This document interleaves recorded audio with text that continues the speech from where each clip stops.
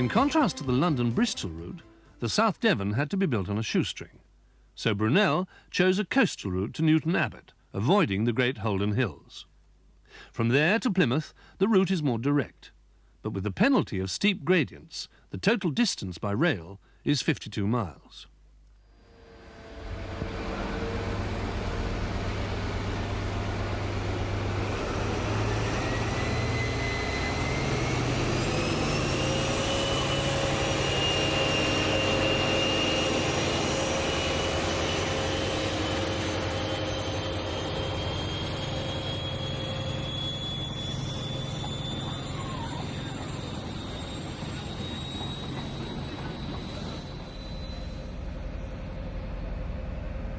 Almost immediately, we cross the River Exe and head due south towards Exeter St Thomas's at a slight rise of about 1 in 400.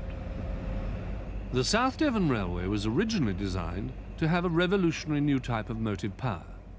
Instead of conventional steam locomotives, Brunel recommended the adoption of atmospheric power.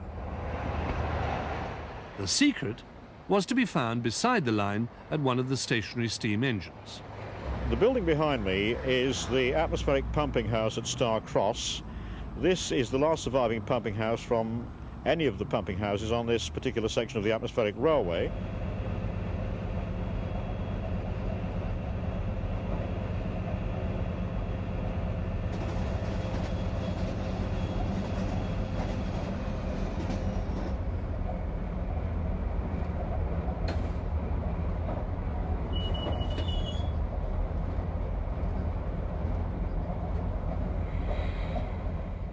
The vast single-line bridge over the River Tamar stands virtually as it did over 1¼ centuries ago. It was, and still is, a masterpiece of engineering, not least of which because Brunel had to design and construct the fixed crossing between Devon and Cornwall on a shoestring. Typical of Brunel's ingenuity, he rejected the use of cast iron and led the world with the adoption of wrought iron.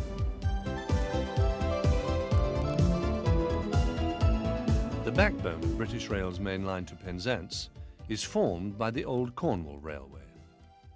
It was opened from Plymouth to Truro, concurrent with the Tamar Bridge on May 2nd, 1859.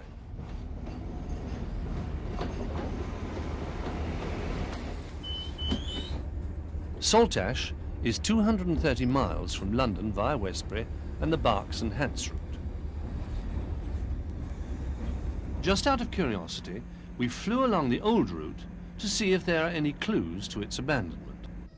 The original course was further south and closer to the Linhere River.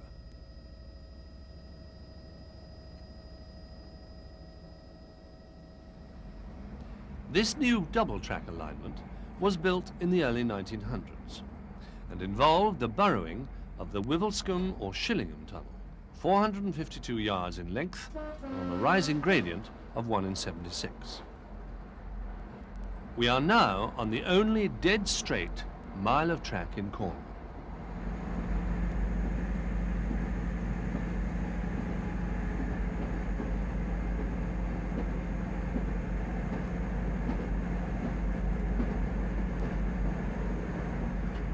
Some of the piers from the old timber-top Moorswater viaduct still stand. Beyond to the north is the already mentioned China Clay Works. The West Cornwall Railway actually predated the Cornwall, having opened a terminus in Truro at Newham in 1855.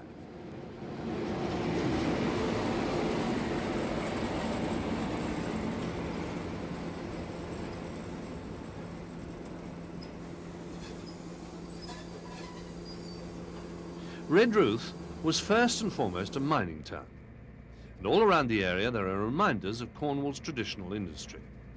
There are dozens of old winding houses dotted about. They contained stationary steam engines to power the lift shafts. St. Michael's Mount lends its name to the bay in what must be one of the classic picture postcard images.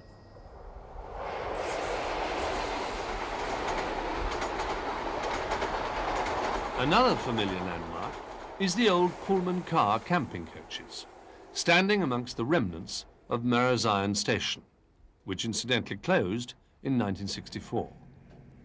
Only the waiting room on the down platform still survives.